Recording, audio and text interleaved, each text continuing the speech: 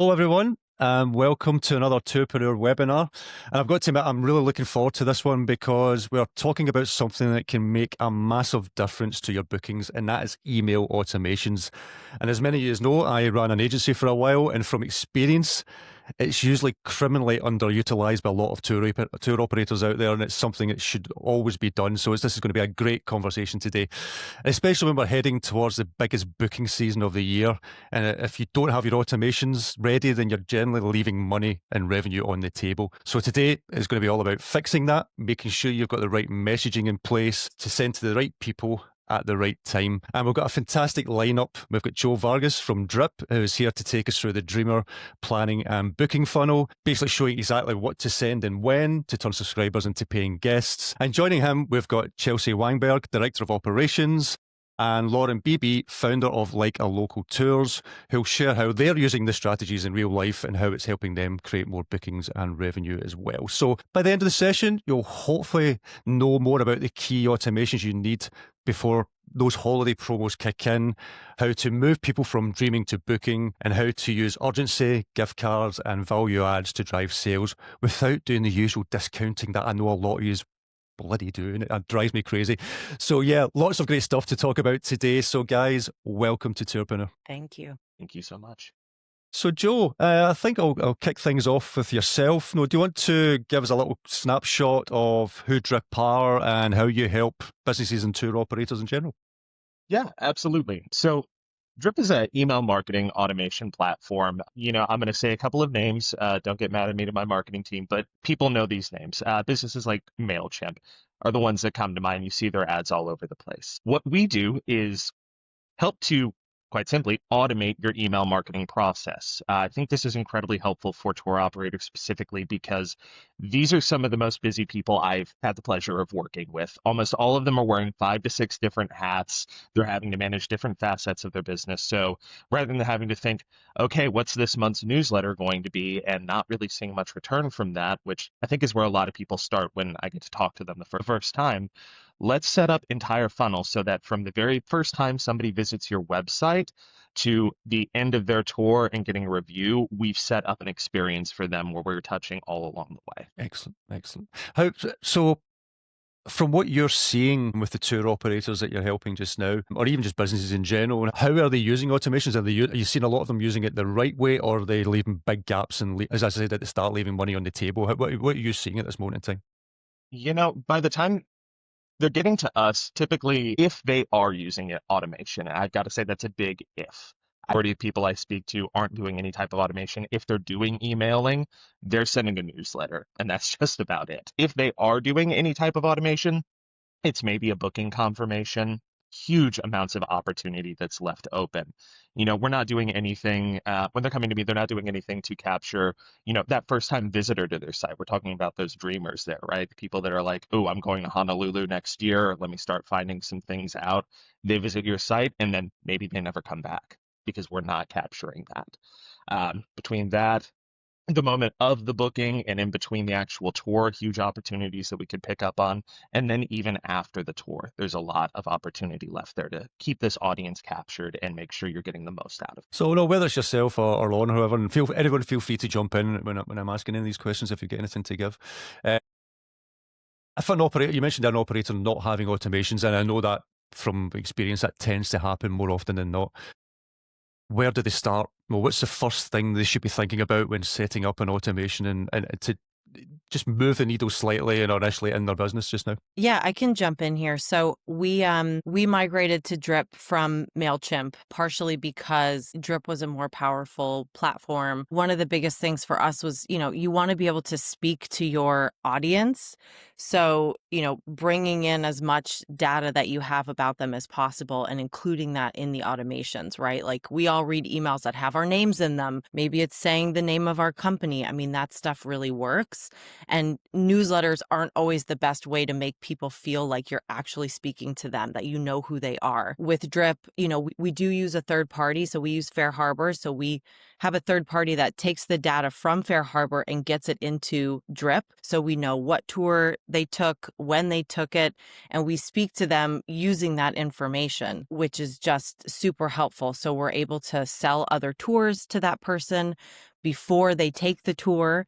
Especially we have another, it's called Ops Foundry. I'll just do a little plug where we actually work with other tour operators on implementing some of these tools and strategies. But, while they're in destination, we hear a lot from people like, oh, well, I'm in Australia. People come once, they don't come back. If you want to market to them while they're in destination, doing an upsell to your other tours before they've even taken your first tour is a great way to capture as much revenue from them as you possibly can. And then even post that, all these people have friends that are traveling, right? So yes, they might not be coming back again, and maybe your newsletter isn't the best way to sell to them, but you can come up with some sort of email to reach out to them again where you're still reminding them that you're there, that they had a great time, on your tour, and pitching to them maybe to do some word of mouth marketing for you. We also do that in sending like a tour anniversary email. Hey, you took a tour with us 1 year ago. Wasn't it so much fun? Or,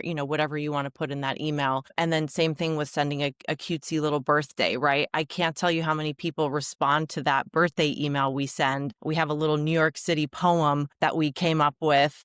And, people are like, oh, this is so great. Thank you. I mean, who doesn't like to be wished happy birthday on their birthday, right? So these are some of the automations and workflows that we've set up with Drip that we're super, super excited about. And again, you do it once and then you forget it, right? I mean, you don't want to forget it forever, but our birthday emails, I mean, we set up 4 years worth of emails in there, right? So for 4 years, we don't need to go back in and build any of that stuff. So yeah. And that's also a great opportunity as well. Sorry, Chelsea, just 2 seconds. That's a great opportunity as well to also send something like I hate to use the word discount, but maybe a little gift card or something, like say, okay, here's $10 off your next tour, or if you can't do it and come back to us for your next birthday, then give it to a friend and things like that as well, just to try and pass it on and get future customers as well, etc. Yeah, I was just going to add on that, I think, again, just where do you start? That question, I'm the ops brain, so I'm always the detail, let me find my list here. And so I think what's great, what I found, especially in moving from one platform to Drip, is Drip has so many workflows already built out. And you might need to tweak 1 or 2 pieces of that workflow, but I mean, as someone who knows how to build advanced workflows, even I was like, oh, thank you. I'm so glad that these are here and I don't have to build every single workflow. So it feels really daunting, but I think that's part of, that unfortunately sometimes that long process of shopping around and finding the right partner. And that's the way we always think of our tech solutions as partners. And that way you find a partner who answers what you need. And so thinking about what do I wish I was communicating better to my guests? Okay, here's how. And for us, personalization is such a big piece, and Drip has, at least for me, what I found to be the easiest ways to personalize just some of the liquid code and, not to get too technical in the weeds, but, just some of the ways that you do that. It feels archaic in some of the other platforms and it feels very intuitive in Drip. And I'm not just shamelessly plugging Drip because Joe's sitting right over there, but in the square next to me. But really, I mean, I think that's part of it. Maybe Drip isn't the exact right email marketing platform, but whatever it is, really making sure that it matches what you need out of it so that you're most likely to use it, right? I mean, it's like any fancy app that we all download and say it's going to be the one that makes us go to the gym and then we never work out for the whole year or whatever. It's the same thing for any tech solution. And so I think that above all else is kind of seeing what is already in there. And again, having those workflows built for you is just a game changer. Yeah. And then just easily being able to track whether your emails are converting sales, right? So you can test out different strategies. And again, pulling back the curtain a bit, I've been doing this for 11 years. Our newsletters are not where we drive a lot of sales. I think it's great for keeping up with people, and maybe we get some, repeat, or we cross sell a lot of our corporate tour offerings or, private tours. We do different things in those newsletters. But, again, when you're speaking directly to people in the right moment in time too, right? That's part of it, sending out that upsell email before they've taken your tour or just after they took tour. You have to not only have the right messaging, but send it to them at the right time is super important. So, yeah. Excellent. Yeah, sorry, Joe, when you go. Oh, appreciate it. Thank you. I just wanted to add, because I think these are all incredible automations. I think just one thing that kind of supercharges all of this, and especially if you don't have anything like this in place, it makes all of these following things really easy, is having a good lead magnet on your site. someplace where somebody can say it's like, okay, I'm not quite ready to book yet. I'm not going to go do that just now. But having something on there, and it doesn't need to be a discount. Please don't put a discount. Use your expertise in this. A simple form on your site where you're leveraging a piece of content, a piece of information, something that you are an expert on because of the tours you provide, and then deliver that content through the lead magnet. Now we know who these people are that are visiting. Now everything else that we're going to do afterwards, whether it's the birthday and anniversary, the post-purchase, all of that is made so much easier. So if you're not doing that, that's my like number one first thing. Do that. Set that up. Yeah, no, I wrote that in my book as well, and it's the whole sort of dreaming, planning, booking stage. The dreaming stage, no one's ready to buy. They possibly don't even know who your business is, so they haven't built up trust with that company or with your company. And it's just like you need to sort of show how good that you are with your team, with storytelling and lead magnets and things like that, just to try and drive people to go, this company and the people in this company really get who I am and want to drive that forward. And this is a company I want to use to take out that experience with, etc., rather than just a general, just another tour and things like that. So yeah, I can completely agree with that. So what are some great examples of that you're all seeing of sort of pre-tour and post-booking automations that you're finding is really working well, whether that's to drive awareness or increase spend, or even doing things like, and again, it's something that I find a lot that people don't do well enough, is even doing things like asking for reviews and stuff like that. So how are you finding, what automations are you finding that are working really well with sort of for each one of those sort of stages? So I'd start with look at what your total offerings are. Maybe you don't have a ton of tours. Maybe you have two or three. Maybe they're, not necessarily. So maybe the cross-selling of your different tours isn't the best angle to play on. Do you have any upsells that you're doing? Maybe you're a fishing charter. Do you do something extra for the high quality bait and offering a small, incentive for people to purchase that ahead of time? You have a photo package that you offer. Add those on as well, especially for those destinations where we're hearing people only come here once. Well, then you need to make sure that you're set up and you're making these requests so that you're getting the most out of each and every visitor. So I think those are hugely, hugely helpful. Additionally, look at your broader network. Are you doing, I know through Fair Harbor, they offer like an affiliates program where you can connect with your local community of tour operators and cross-sell and promote other tours. If that's something that you're involved in, that's another opportunity where you can help market those other businesses and get a small commission back on it. Those are some of the first ones that come to mind to me. I'll pass it off to Lauren and Chelsea. Yeah, I mean, I think there's one other aspect of that is sort of varying levels of what success looks like in it. It's not always just that it leads to bookings or conversions. I think a good example is we have an email we send out, and of course, it's, always trying to find that little way we can play with these OTAs. But once we have our guests sign a waiver, they then get a pre-tour confirmation. It's almost like a reconfirmation email. And really what it is it's not meant to get them to book anything differently. I mean, hey, if they want to cancel and rebook with us, great. But we know that's probably not going to happen. The reality is, though, it's got one of our higher open rates, and we love that, even though we're not making any money off of it, because what it's doing is, how many times do operators, we say this, where people booked a tour through TripAdvisor or Viator and they show up to our tour and have no idea that we are not Viator? Like, they thought that that was the operator. And so for us, we built this as an awareness campaign, and it's just a simple email that gets sent to them that is a reminder of their meeting spot. And it does have some of those logistic notes in there, but it also says like, hey, we're like local tours. We are the people who are actually operating your tour. You're going to meet our guide at this spot. And it starts to build that story of who we are, so that A, when they arrive, they know who we are a little bit better and they're not that confused that we're not Viator. And then B, we've already primed them a little bit for that storytelling component that's coming. And so again, that one it's a 68% open rate, zero revenue off of that, but we're okay with that, knowing that, well, hey, we've built, so I think that's another thing to look at, is sort of when you're thinking the success of these, and kind of Joe's point to sort of work backwards, is not just thinking, how can I make more money from this? Or how can I convert. Sure, we of course want that. That's great. But also, I think awareness is such a big part of email marketing, like we're saying with the newsletter, but you can kind of go beyond that. But that's kind of a unique one that I like as a success, but a sort of unconventional success, if you will.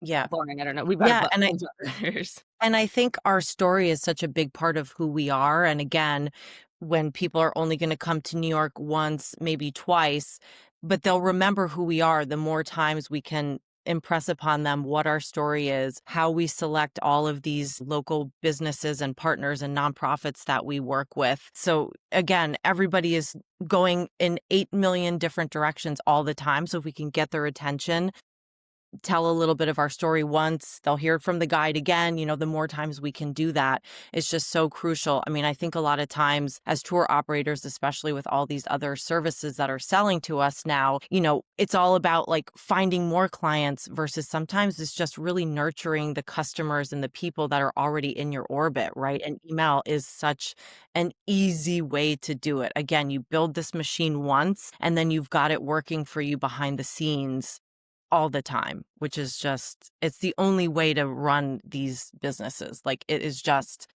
so hard. We're not making enough money. You have to use all the tips and tricks and tools that you possibly can.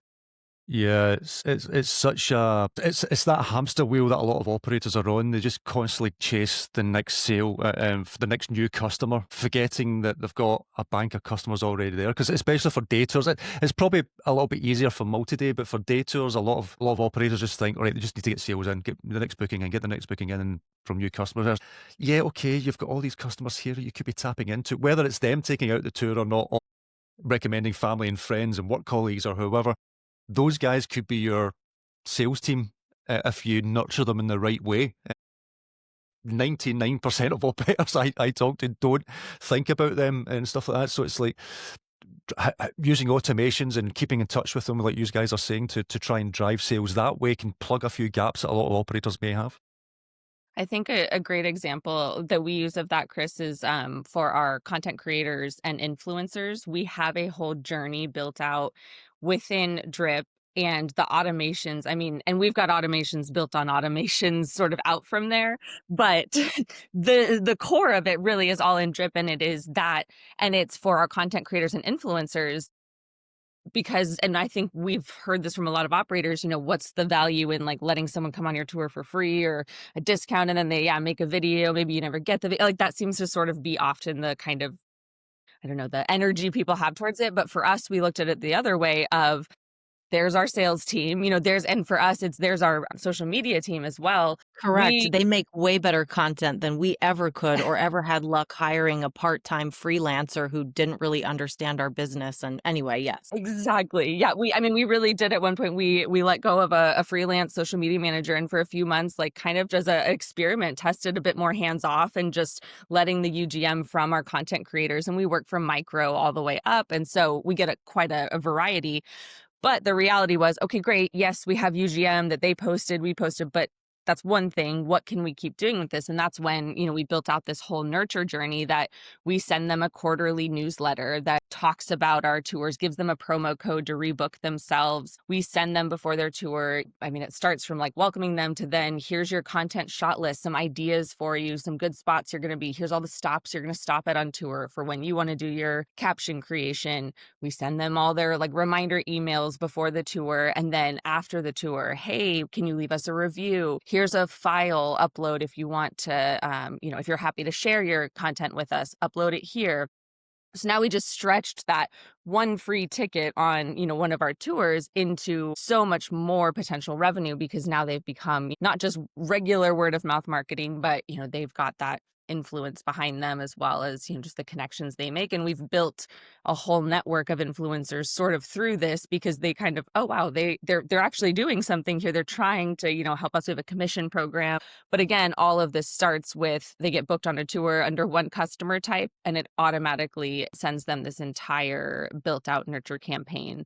And that's how we've been able to like really monetize and see that we're monetizing our influencer and content creator program. Yeah. And that's the key, because we were just like everyone else before we, did this pretty intense workflow of they'd take the tour once, they'd post a reel with a little coupon code because they were going to make their affiliate commission, and then their audience gets a discount.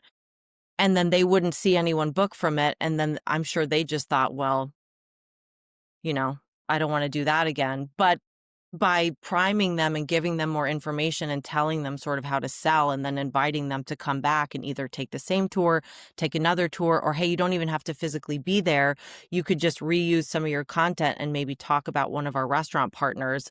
You know, it's like anything else, right? You don't just see one ad one time and then buy something. Usually you're seeing it multiple times. I think the same goes for these creators and their audience, right? They need to be shown it a few times. And again, it's also too about intent, right? Purchase intent. Maybe at the time they saw it the first time, they were not in the headspace to really consider booking a tour, but maybe the second time they see it, now they're ready. So again, unless with this automation, we're just reminding them and really feeling like getting them to feel like they're part of our team, which just has been a game changer for actually, seeing some revenue out of that. It's a golden rule, like 6 or 7 touch points to convert to a sale. Like for everything you reach out, 6 or 7 touch points. I wanted to add on to something you said earlier, Chelsea, about the waivers, the waiver system. I did another webinar a few months ago talking about fighting back against OTAs and using the waiver system to kind of skirt around their way of whitewashing your data. Without going into too much of the technical, waivers are a great way to expand your audience and get some of your actual customer data back. So highly recommend it. I don't care if you're a walking tour or a sea charter or what you're doing, a waiver system is a great way to recapture some of that data, not only from the person who booked it, but everyone who's going on that tour all of a sudden becomes a marketing contact. So that's something I highly recommend to everyone to consider. No, I couldn't agree more. I really couldn't agree more. I love what you guys were saying there with the influencers and using that content. And I know a lot of operators are finding it hardest, especially now with the advent of ChatGPT and AI and things like that every email sounds the same and it's all same. And it's just, there is no human connection. There is no storytelling. It's just an email for email's sake. So what processes do you guys have in place to make sure that it is proper human-led storytelling? Are you utilizing the guys and telling stories from their point of view a lot and things like that? So how are you managing that side of it, and where do you start? Because I actually was coaching an operator just the other day there, and they weren't just too sure where to start. And I'm saying, well, use the people within your team. No, in my opinion, every business will try to create their own USPs. But every business's USPs tend to be the same. The only real unique thing that every business has is the people within the business and their knowledge and who they are as personalities, because they are just them. No one else is them, and it's using them in the marketing. So how are you utilising that, if at all, and how are you pushing that forward and try to get people who are a little bit nervous, tour guys are a bit nervous to say, I don't know if I want to put myself out there and have this. How are you getting sort of over those sort of problems and Yeah. issues?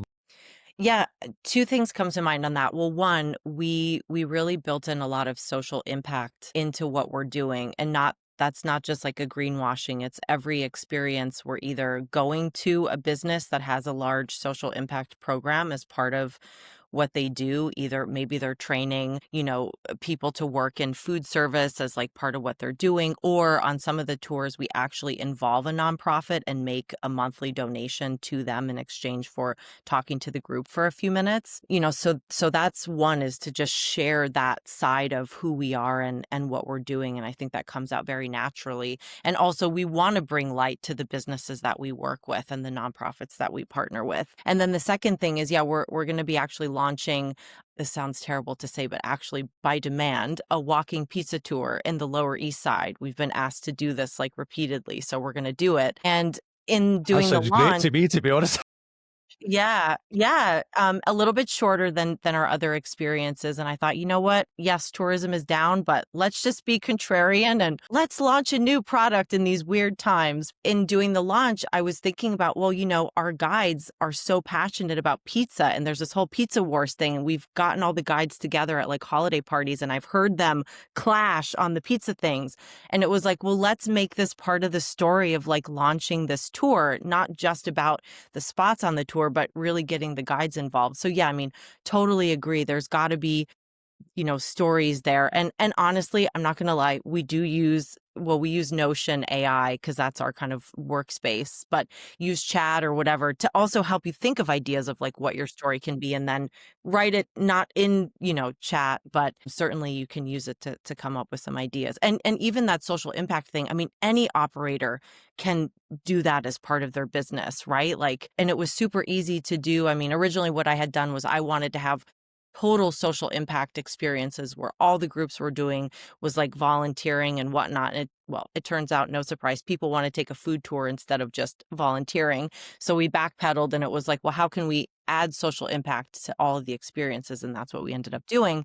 But it was awesome because now it really gives us a really cool part of the story to tell. So yeah, that's my suggestion.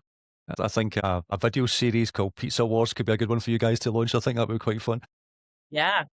Yeah, I think kind Excellent. of just similar to that going on more is really to putting and what we do anytime we're starting a new automation or workflow or anything is not just sending it to ourselves to look at the copy, but also sort of sending it to ourselves with like the cadence that they're going to get or thinking through that cadence and really not putting yourself in your customer's shoes while still being the operator looking from the back end, but actually going to your website using your personal email address to sign up for whatever it is, or, put your email and then going to your personal inbox to check it there and like really taking the steps to be the customer. I mean, this is one of my number one recommendations to all operators, including in your booking flows for like your reservation technology. Like, I can't tell you how many times I think, and I get it, right? We get busy, we don't pay attention to all the different things we've put up, but so many times you like walk through a booking flow and it's really clunky and it's just that, oh wow, nobody from that business has walked through beginning to end that customer journey. And I think that email marketing is another place that can happen. And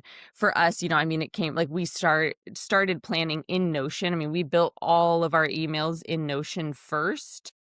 Could have been Google Docs, could be whatever you're building, but built it outside of there so that we could look again from that really high level, see it, play with it, then got it into Drip, and then even still went through every like step of that customer journey. And it feels like a lot and daunting, but we broke it into pieces that, yeah, it took a while to get through. Granted, we were also migrating everything at once, but if you're starting new and setting one up at a time, set one up, but then take the time to go through. And I think that makes all the difference too, to catch those little things of like, oh, that sounded weird. Or wait, they clicked on something that said, we had this with one of our workflows. We're like, well, the button that they click on our website says, send me the details. And then in there, we're asking them something, just the wording didn't match up to where, well, why would we send me the details and then ask them to do something? No, Yeah. let's change this. And then we edit it and it's like, oh, it makes more sense now. And now people are more likely to actually engage with the content we're sending. Yeah.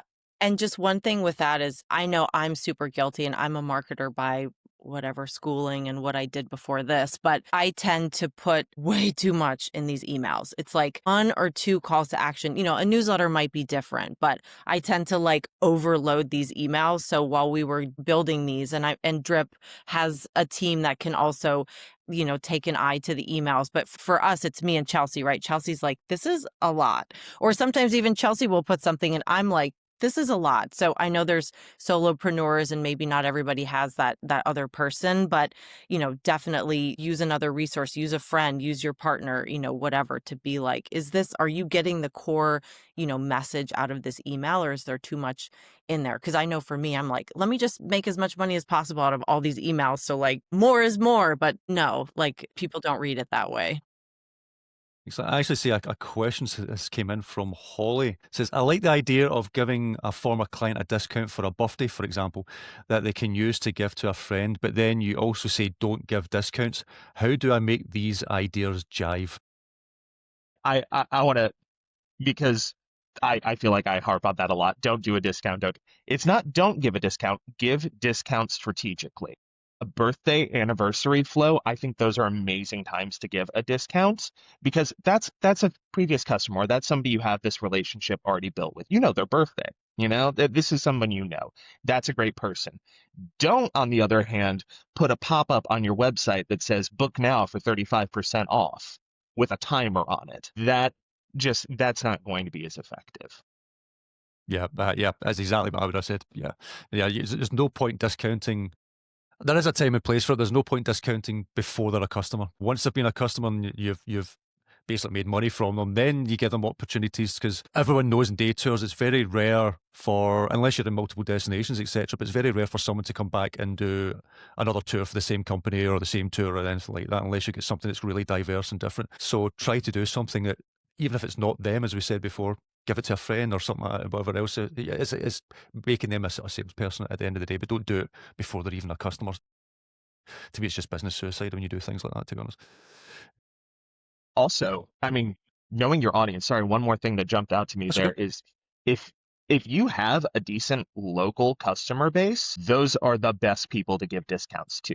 They might have friends and family coming into town. Maybe it's something, maybe you do have 5 or 6 different tour offerings or a new tour offering. If I were a local and I had brought some family on one of the like local tours, I heard, wait, there's a pizza tour. I got some friends coming into town. We're going on the pizza tour. Use your local audience as well for those discounts, because they're just like another super promoter of your brand if you can That's it. leverage them well. Treat it like a marketing spend, that you're using the people in the local area who live there, etc., to basically test out new tours and give you reviews, so you can start to build them up before your traditional type of customer comes in and books out the tours and things like that. It just helps you. I just see it as a marketing spend.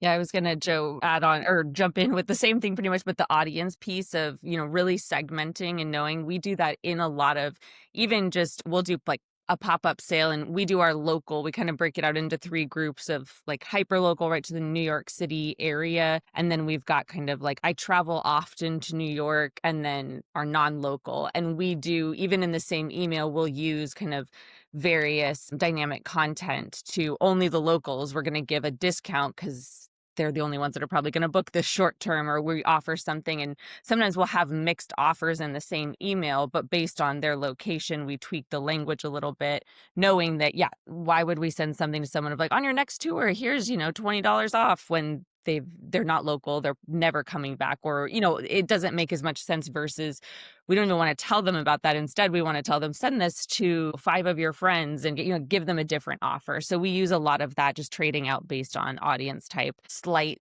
little changes throughout the email to make it more personal as Yeah. well. And it might be too late for this, but we get the information like the birthday, asking that question, like, do they, rarely travel to New York often, or are they local? We ask that did we take it out of our booking flow in Fair Harbor? I know we ask it in Werewolf. Yeah, Or the maybe local question is still in our booking flow, so we can have that right away. And then all the rest are in the waiver. Yeah. So that's how we're getting all that information. And then again, our email marketing has it, and then we just prompt the emails to spit it, when we need it. And just to demystify a little too of some of that magic, like we're just using webhooks there, basically. We're letting we use Tour Advantage, Sunstone Marketing. We're letting them do the heavy lift of actually holding the data for us and getting it all in there. But really it's, webhooks that are sending that data, or integrations between different platforms. Is that using stuff like Zapier or something, or Zapier, whatever? So I'll go. It's a little technical because perfect. I was gonna say, Joe, you know more. yeah. So Tour Advantage, amazing people, Dan and Leslie over there, they kind of started the business in the tour operation space. They know it very well. What they do, I understand the word Zapier. I understand people have very passionate responses to Zapier. Rightly so. It can be a very powerful product, but it's also frustrating to use. What's a little bit different here is you're getting all of the data. You are actually getting the events, the booking details, the dynamic times that the tours are starting.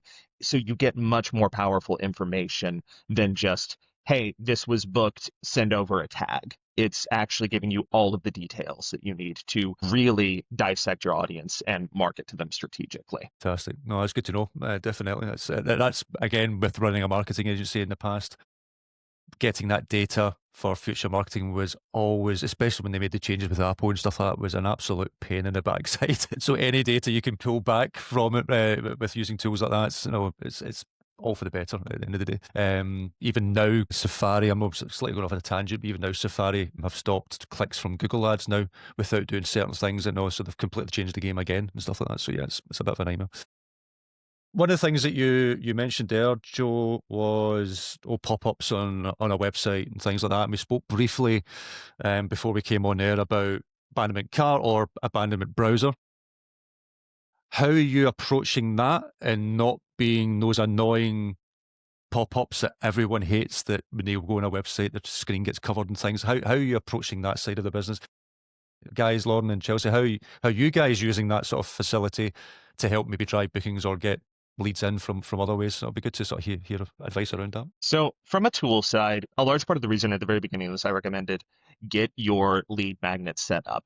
That's how once someone is on your site, send them that piece of content. Now they're identified. Now we can see their behavior on your site, at least with a system like ours. It's going to work differently with different ESPs and booking management systems, but in our system, that's the way it works. Once they're in place there, we can see, okay, they're visiting these pages, they're moving around on the site. And the real trick is don't be obnoxious with it. Give them some time. The template that we have in place for like a browse abandonment flow is a person needs to visit that same page at least 3 times.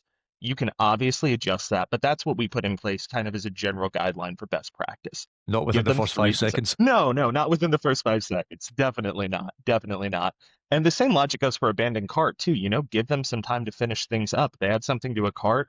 By default, our templates put in a 90-minute delay to let them finish up that order. Maybe they were looking on lunch and they're going to come back to it a little bit later. Just have some self-restraint there is kind of the best advice I can get. And then if you're going to ask them multiple times, spread that out. After that first email, wait 2-3 days, then send over the next one. And another thing here, back to the discounts, wait on the discounts. If you're going to do a series of 3 emails, wait till the 3rd email to include that. Lauren, Chelsea, are you guys using that sort of facility at all? Yeah, we're still in the to be transparent, we're still in the process of setting up the browse abandonment workflows. Those are like the last ones we're going to tackle because we really wanted to be more thoughtful, but we built out all the other workflows, and that was another reason why we wanted to switch to Drip, was to be able to turn those on, because our res tech, Fair Harbor, as everyone knows, is not one of the browse abandonment friendly res techs. Most of them aren't, to be honest, to be very fair. No, most booking platforms have that issue. Yeah. Yeah, we've Okay. got that. Well, We also have a lead magnet kind of part of that, and what we have for ours, and we've used it previously and we'll, implement as well. But our pop-up, just for, idea, it's a 10 restaurants locals don't want you to know about. And that's what we use. And it's a downloadable that, just has restaurant recommendations. And since majority of people that come to visit us are not from New York, we've got about 70% from out of town. It's one that gets a lot of signups just because people, and it's one that we don't have to update that often. It's pretty evergreen. We've got things on there that are like institutions that aren't going out of business, right away. And that's another great one that gets people just to, give us a little of their information. And now we can kind of add them into our community of communication. excellent. Well, I want to got about 20 minutes or so left, and I just want to go on to the holiday season. We've got Christmas coming up, the festive season coming up. It's a huge opportunity for many, many operators. And before I actually go into my main question, there's one thing I want to ask, because I know what the answer is to most operators I've spoken to. Not everyone, but most of them. Lauren, Chelsea, when did you start planning your Christmas automations and your Christmas and festive marketing? Because I know for most operators I speak to, it's usually the 1st of December, which is far too late. But when did you guys start to plan for this period? Yeah. When did I this year? We'll start with that this year I made a point to be earlier than we have been in years past. I mean, we're usually pretty good about being a little early, but when did I send that email, Lauren? What do you think? August, maybe? We do a That's good. big monthly marketing, and I we think in chatted. August, I was like, okay, this year I'm going to beat our, usually it's September that I'm like, oh, we've got to start getting things together. But yes, I will say this year we were ahead of the game, but that's been years in the making. We get a little bit, farther out each year and plan better. So yeah. Excellent. Yeah, it's just even in my area as well, because we've seen restaurants sending out emails. So just at the end of summer, as soon as basically the end of summer hits, that's when the emails go out. So it's many, many months in advance, because they know they just get booked out in advance. So it's like, do the same in tours. At least start to plan to get that content out and things like that. There's no point leaving it to the 1st of December when you're scrambling for content. You've got no time to put automations together, etc. Before you know it, Christmas is here and you're too late and things like that. So thank you for planning that well in advance. It's music to my ears, to be honest. So Joe, Chelsea, Lauren, in terms of the holiday period, what types of automations have you seen work well? What should people be thinking about when it comes to marketing? Obviously, we've spoken, I briefly at the start said things about gift cards and things like that, which in my head, because of what I've done over the years, is a given. But again, it's not a given for a lot of businesses. Automation should people start to think about now to really get those bookings in over Christmas, or at least gift cards for the 2026 or whatever, depending on the type of business that they have. What would you suggest? I mean, I think one big thing, we've tried a lot of different things and different things at different times, in terms of specials or what if we're offering a discount or what. But I think the biggest takeaway, whatever you decide, is creating urgency around it, which sounds like such a standard marketing like answer. But the reality is, I mean, that, it's easy to be like, oh, for all of from Black Friday to Christmas, we're going to run this big sale. But now people see that and like, okay, great. Yeah, I'll come back to that next week and I'll buy that. And then they buy something else. And then oh, wait, no, that's right. I was going to get that gift. And it just keeps happening and nobody purchases. So we found especially I think the last couple of years, we've really tried to build like a shorter window and then do more if we want to add more sales. So, doing just a Black Friday and Small Business Saturday sale. And then if we want to do another like Giving Tuesday sale or, Giving Tuesday type of promotion, or then running just the first week of Hanukkah, just the week of Christmas, like we try to build even more, although it feels like, wow, there's like 10 campaigns. That's a lot going on. They're 1 or 2 day campaigns to where then it becomes a lot easier to manage. And again, now we're sending out much more highly primed emails to the correct audience that matches up with that and those sales. So I think for us, that's been the biggest takeaway, is just building more intent to purchase with urgency. And then, of course, just kind of that customization as well. I think one thing I like to give people a little comfort on, because I think thinking about holiday marketing can be really intimidating, whether it's tour operation or e-commerce businesses, like regardless of your space, you think I have to put everything into this because it is the biggest spending time of the year. Is with a lot of the things we've already talked about today, you don't need to make all brand new versions of this. Some things you can just put a new coat of paint on. Your lead magnet, maybe we switch out the 10 best restaurants to 10 best holiday markets in the city.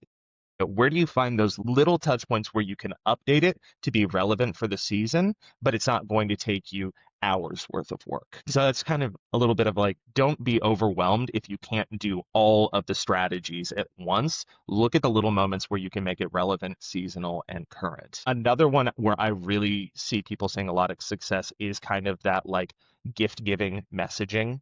People aren't necessarily thinking about their vacation coming up next year. They've probably already taken their vacation for the year by the time you get to the holidays. So especially in this market, thinking about, all right, who have we already seen? Maybe who comes back regularly? We really tap into those people, but sticking to that gift giving marketing. It's like, hey, it was amazing to see you. Remind them of the great time they had. Here's, a small incentive to purchase for, a friend, loved one, family, something like that. So leaning on that sense of giving and charity and all of that, I think is very helpful. Yeah.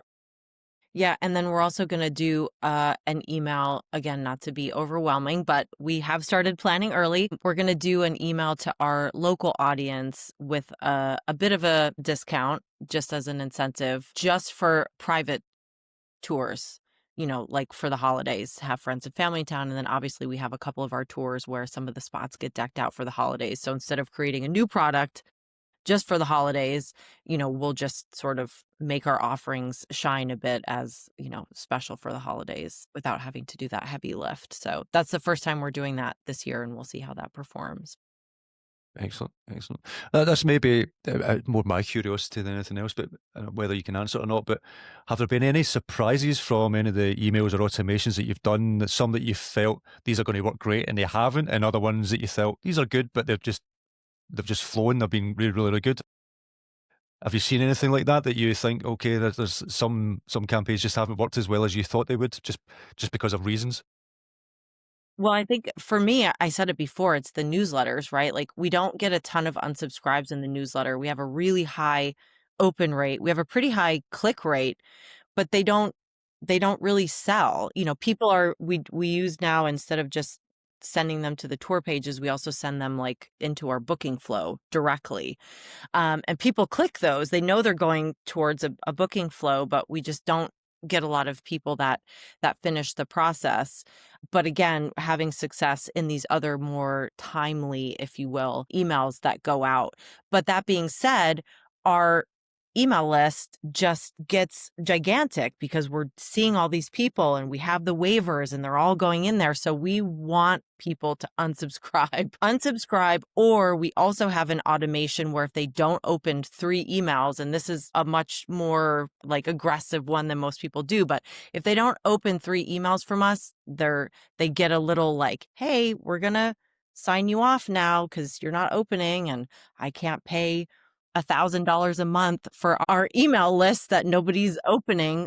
I think that's been the biggest thing for me over the years of like, and we also hear this from operators, like, I don't want to send newsletters because I don't want people to unsubscribe. And I'm like, yes, you do.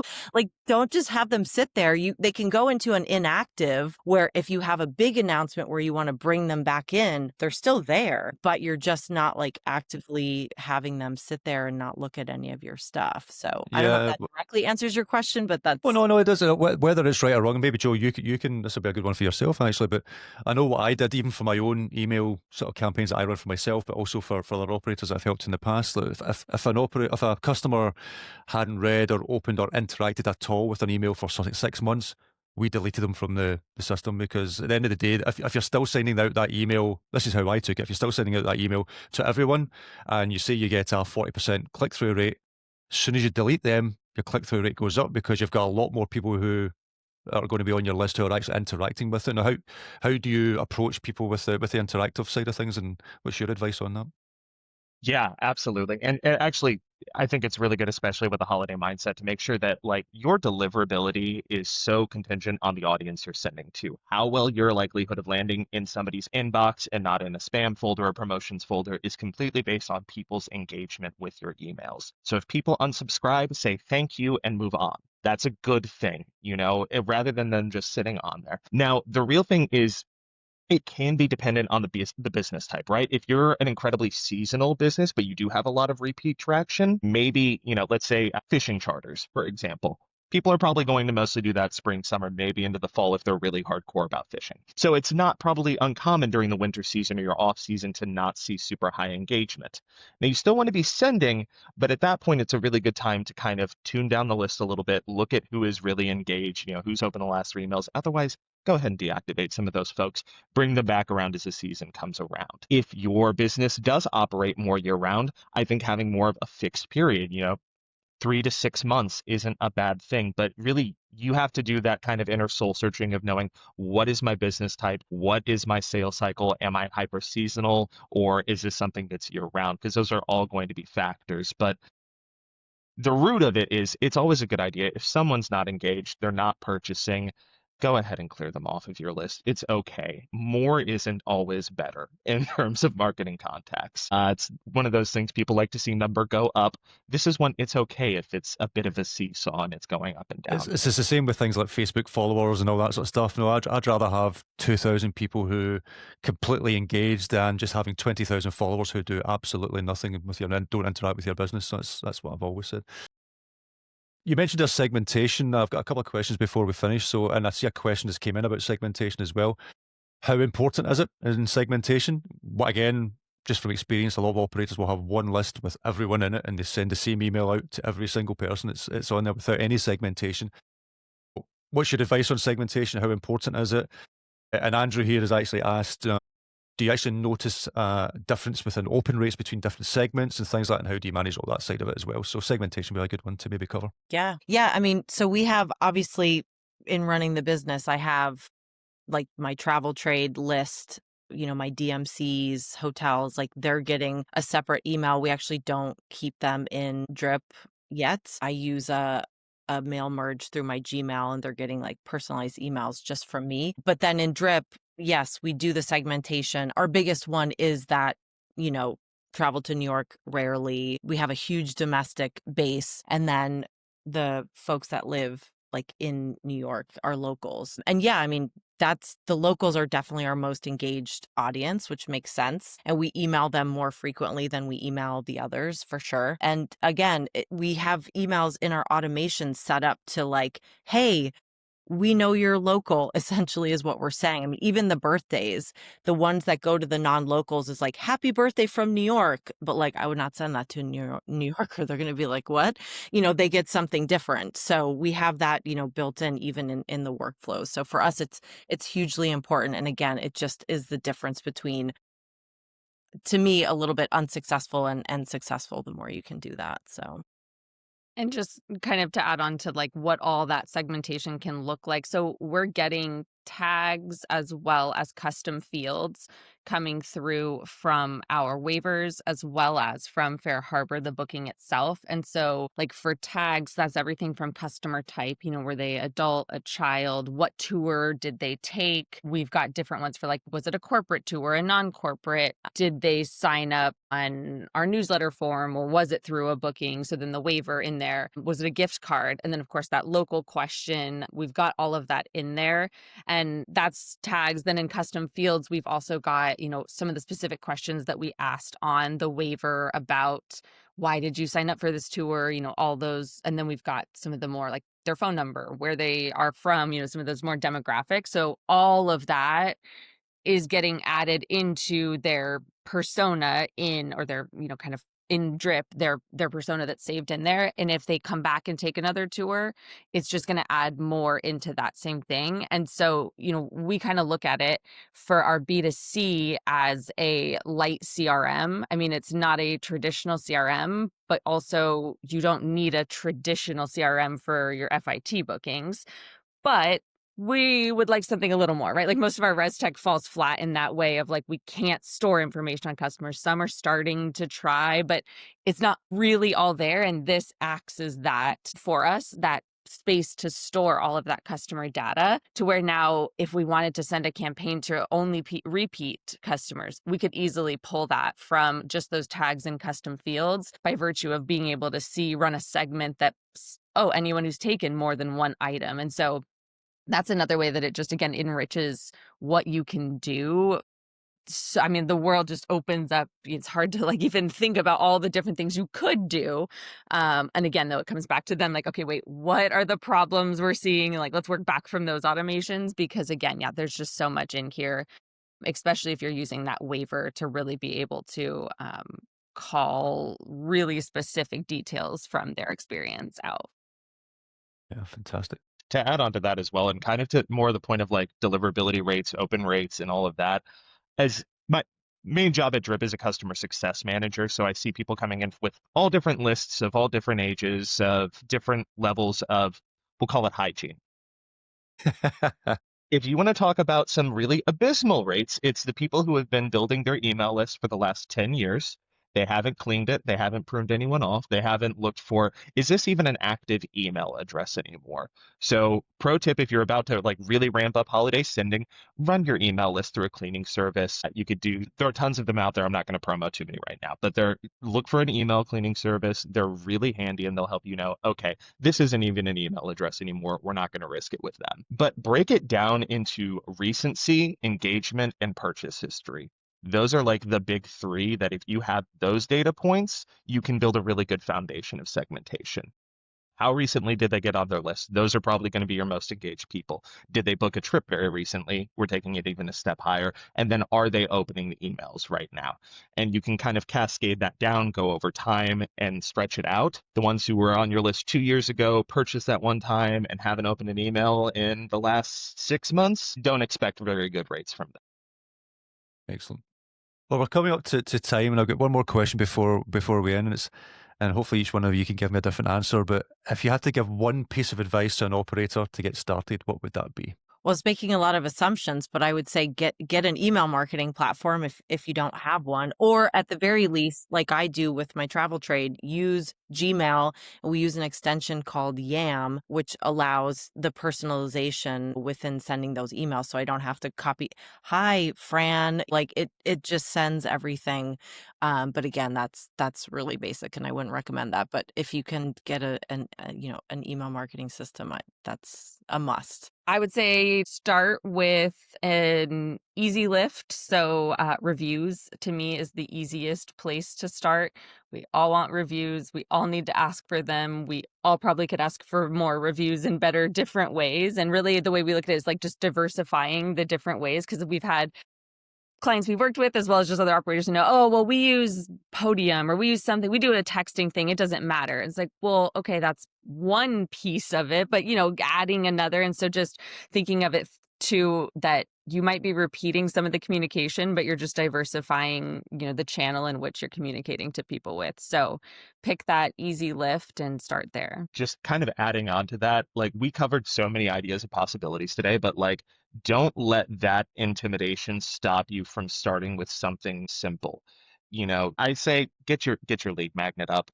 Go ahead and get that up. You're really because that's moving to the very, very top of the funnel, the dreamers. If you're not doing anything to capture those people right now, there's so much lost potential that you're missing out on. So start with the easiest thing, get a lead magnet up there, deliver them that piece of content, and then build out from there. And remember, once you set it up, it's just going to keep running for you. You don't have to, think about it every day if you do it right. Excellent. Oh, great advice, guys. And Joe, I'll leave the floor to you to finish off. Where can people learn more about Drip and how to get started? Yeah, absolutely.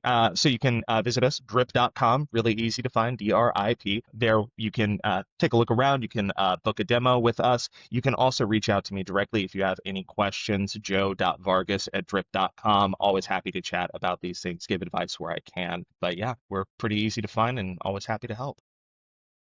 Well, appreciate it, everyone. And I've really enjoyed the chat, finding out more. And email marketing is something I've always used and loved myself. So it's great to get some advice and see how you guys all use it differently or how it should be used, etc. So I'm sure everyone listening and watching this is going to get lots of takeaways and get them thinking, hopefully now to start launching something for the festive period because that's where they should be should be doing it. But I appreciate your time, guys. And yeah, thanks again. Great advice.